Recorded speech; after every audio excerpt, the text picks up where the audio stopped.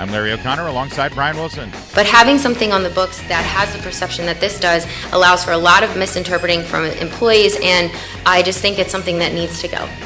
Well, and that's exactly what happened last night in Frederick. Frederick County government, according to a story here in the Frederick News Post, says that it will no longer be required to conduct its official business in English. But many people on both sides of the language debate agree that it won't change much for local government. The person who wrote that is Kelsi Loos, who's a reporter for the Frederick News Post and was there at the meeting last night. Good morning to you, Kelsi. Good to have you. Thanks. Good to have you. Good morning, Brian and Larry. Good. Okay, listen, let's talk a little bit about it. It sounds like this was a pretty contentious hearing last night.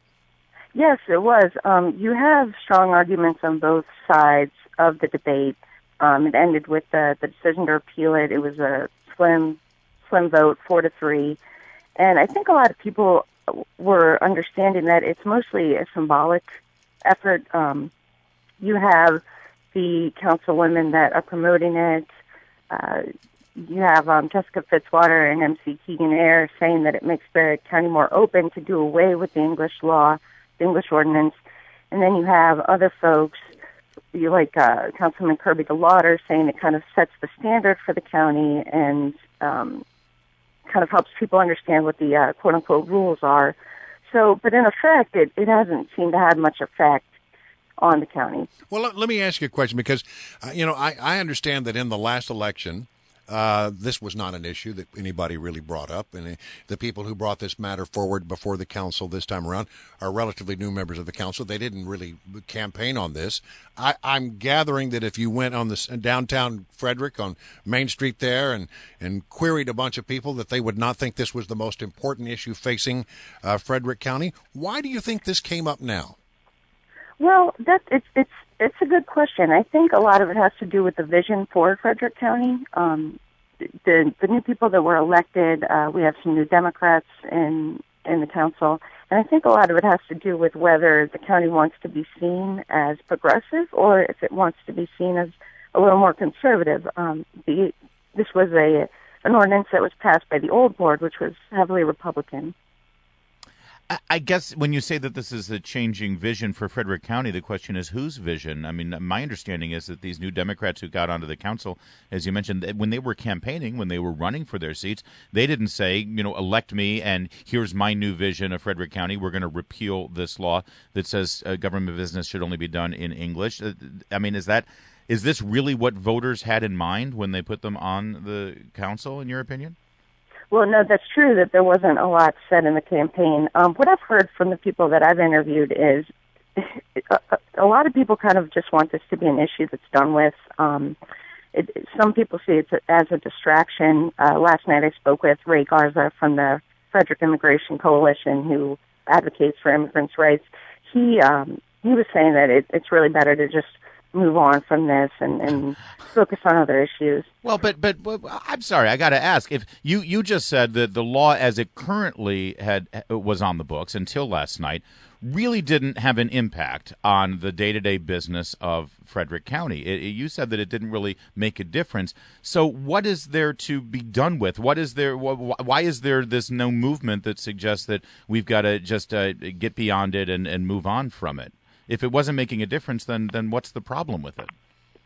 Well, again, that's a good question, and it goes back, I think, to the vision that that some people have for Frederick County, specifically like Jessica Fitzwater and MC Keegan-Ayre, those councilwomen. When they proposed this, they wanted to make sure that the county was seen as more welcoming. They mentioned a lot about getting biotech businesses, supporting them. So I think that that's kind of what their intent was. In your reporting, have you discovered any actual example of a biotech industry who had any trouble recruiting a foreign employee because of the English-only law? I have not in my reporting, no. And did they give any examples during the vote last night when they made that case? Not specific examples. Yeah, okay. And I also, looking at your story, it says that only about 4% of the people who live there in Frederick County have difficulties speaking English. I guess, from our perspective, as we look at this, and we're very interested in the topic, and we look at it and we say, well, okay, you had 4% of the people who had some problem with this, and as you report, you say, really, it's not going to make that much of a difference. It really wasn't that big of a deal anyway. We're sort of trying to scratch our heads to figure out why there seemed to be this driving force to take this issue on out of the blue. Yeah, and again, I think that's a good question. I think the motivations are a little. There's still some questions about that. I know that, like I've said before, I know that the reasons that Fitzwater and Keegan have given were to make the county more open and inviting. Right. As far as it coming up now, that's a question that I still need to get answered in my reporting. Yeah, right. Sounds like this is good. There's a sort of a sea change going on the council, because this is like the Supreme Court. This was a 4-3 vote, right? In our when we covered this, when it first came up, when Ms. Fitzwater proposed this, I think it was about, I want to say 7-8 weeks ago, maybe less. We covered that. We covered the hearing. Our impression and the calls that we've gotten from people in Frederick County and the reporting that we had from the actual hearing was that the majority of the people who showed up to have their voices be heard wanted to keep the law as it was. Yes, that's correct. So was there any discussion of that? Did the representatives of the people of Frederick County actually say, well, we've heard from the people of Frederick County, they believe one thing, but we're going to vote in another direction? That was an issue that Councilman Kirby DeWater brought up. He had received, well, actually all of the councilmen had received hundreds of calls. But an interesting thing about that is a lot of the callers were from out of the county.